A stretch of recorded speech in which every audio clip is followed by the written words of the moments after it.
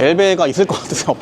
엘베 당연히 없겠죠. 엘베 당연히 없고, 엘베가 없어서 숙박업 영업하기에는 안 좋지 않나요? 이런 질문 되게 많이 하시는데, 외국인 분들도 각자 나라들을 막 여행하다 보면은, 우리도 그렇잖아. 우리도 유럽 여행 가면 엘베 없는 건물이 훨씬 많아요. 일본도 그래. 우리는 이제 전쟁을 겪었지만 외국인들은 막 건물들이 다 기본 100년 이상은 다 돼 있는 건물들이 많아, 유럽 여행 가면은. 근데 그런 건물에 엘베가 당연히 없는 건물이 많겠죠.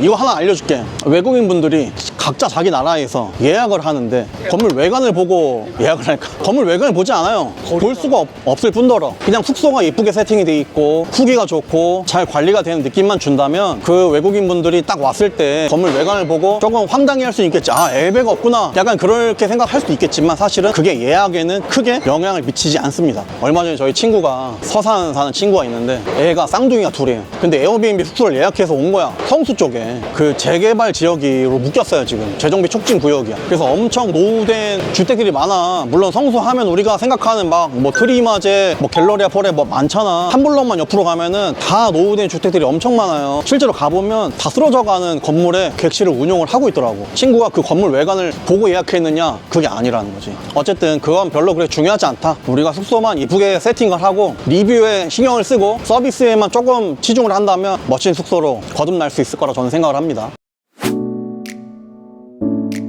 보통 꼬무쉐 호텔이 위층을 많이 이용하는데 1층에 입점된 매장의 종류도 중요한가요? 그럴 수 있다고 저는 생각을 해요. 위층에서 우리가 숙박업을 하는데 아랫집이 약간 고깃집이나 곱창 맛있지만 곱창 냄새가, 또는 뭐 삼겹살 냄새, 이런 게 위로 올라올 수가 있어요. 물론 시설을 잘 해놓으면 뭐 그게 좀 덜 하겠지만, 저는 그렇게 생각을 해요. 1층에 숙박업을 운영하는 사람 입장에서 1층에 임차하면 너무 좋은 업종, 샐러드, 그런 서브웨이 햄버거, 포케 샐러드 뭐 그런 거 있으면은 퇴실을 하자마자 그냥 간단하게 샐러드 같은 거 먹고 여행하기 너무 좋잖아. 일단은 이미지 자체가 너무 괜찮잖아. 나쁘지 않아요. 주함도 지금 써있잖아. 지금 코리아 트레디셔널. 언제부터 전통 음식인지 난 모르겠지만 전통 음식이래. 호스텔 인테리어로 좀 골치 썩고 계신 분들한테 좀 꿀팁을 드리자면, 일단은 이제 셀프 인테리어도 너무 중요한데, 저도 이제 물론 셀프 인테리어부터 시작을 했지만 셀프 인테리어 무조건 싸지 않습니다, 여러분들. 셀프를 하면서 늦어지는 공정 기간, 그리고 거기서 공정별로 하다 보면 작업자분들이 잠수를 탄다거나 결제를 받고 도망가는 사람들, 그러니까 믿을 만한 사람들하고 거래를 해야 되는데, 셀프 인테리어의 가장 큰 단점이 뭐냐면 작업자분들하고의 그런 커넥션이 오랫동안 해야지만 쌓을 수 있는 것들이거든. 처음 하면은 하다 보면 작업자도 실수로 아무나 선정을 할 수밖에 없고, 처음에. 그래서 후기가 좋으신 분, 그런 분 하나하나 찾아서 해야 되는데, 저희 이제 컨설팅이나 뭐 가맹점주나 그렇게 신청을 하시면 그런 공정들도 저희가 마진이 없을 수는 없겠지만 저희 마진은 이제 한 7% 정도 있어요. 이제 7%가 있는 이유가 이제 저희 현장 소장님 급여도 좀 드려야 되고, 관리자 급여도 있고, 디자이너 급여도 있고 하다 보니까 최소한의 비용 그렇게 저희가 책정을 하고 있습니다. 인테리어 하시다가 뭔가 상황이 엄청 안 좋아졌는데 그거를 이제 대표님께 가지고 오면, 아니, 이미 눈탱이를 맞고 저한테 오지 마세요. 아, 그건 안 되네. 네, 시작하기 전에 찾아오세요.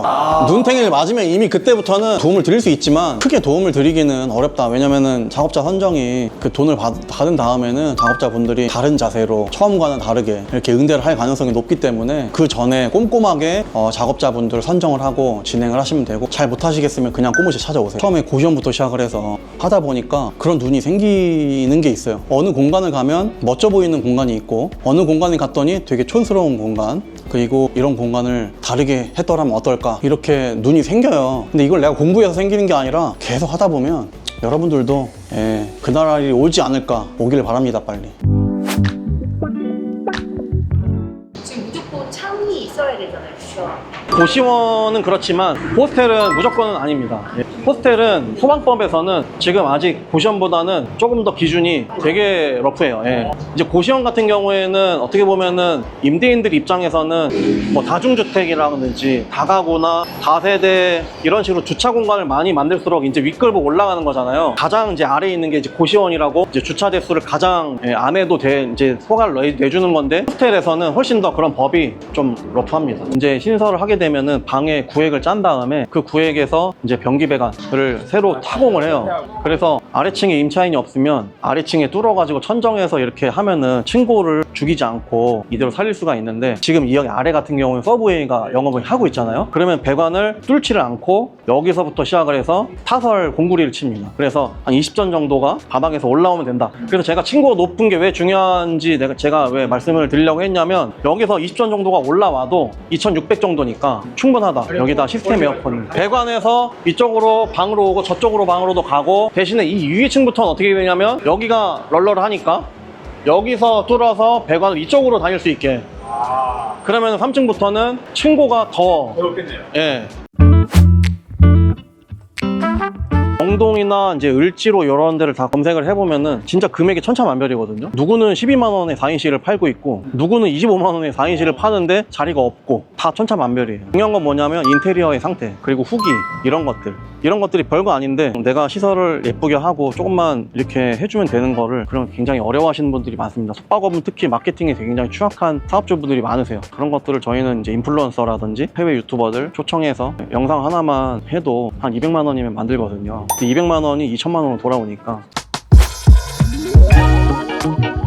지금 진행하고 있는 컨설팅 멤버 중에 20대 남자분이 계신데 1억으로 35평짜리 상가를 이런 식으로 호스텔로 용도 변경하고 이제 리모델링 캡슐 호텔로 제가 지금 컨설팅을 하고 있어요. 그분이 딱 가진 돈이 1억이라 보증금을 저희가 2천으로 맞춰드리고, 나머지 이제 한 7천 정도를 캡슐 호텔 한 15개 정도, 일매출을 뭐 한 5, 60만 원 정도로 해서 관광객들도 많이 몰려오고, 조금 지저분해지는 것도 일반 호텔이나 이런 거에 비해서 좀 노후도 또 조금 더 빠르게 진행이 될 것 같아요. 그러다 보니까 조금 난이도는 있습니다. 근데 어쨌든 수익률 면에서는 너무 좋은 게 진짜 딱 1m거든요. 침대 한 칸이 딱, 이 침대 한 칸이 이 정도 되는 한 칸을 2개 층으로 만들어 가지고 이거를 옆으로 쫙 깔아 가지고 15개 16개를 만들어 주는 건데, 네, 그것도 지금 명동이나 종로 쪽에서 최근에 사업자분들이 리모델링을 해 가지고 많이 지금 막 들어오고 계세요, 시장에.